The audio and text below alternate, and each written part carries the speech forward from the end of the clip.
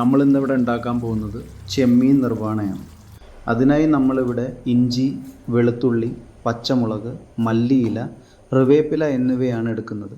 അതെല്ലാം കൂടി ഒരു മിക്സിയിലിട്ട് നന്നായി പേസ്റ്റ് രൂപത്തിൽ അരച്ചെടുക്കുക.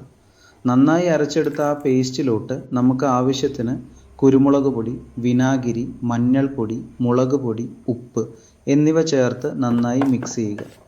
പിന്നീട് നമ്മൾ വെട്ടി വൃത്തിയാക്കി വെച്ചിട്ടുള്ള ചെമ്മീനും കൂടെ അതിലോട്ട് ചേർത്ത് നന്നായി ഇളക്കി വെക്കുക. ഒരു 10 മിനിറ്റ് നേരം നമ്മളത് റെസ്റ്റ് ചെയ്യാൻ വെക്കുക. അതിനുശേഷം ഗരം മസാല ചേർത്ത് മിക്സാക്കി ഒരു പാൻ അടുപ്പത്ത് വെച്ചിട്ട് അതിലോട്ട് കുറച്ച് വെളിച്ചെണ്ണ ഒഴിച്ച് ചെമ്മീൻ ഫ്രൈ ചെയ്തെടുക്കുന്നു.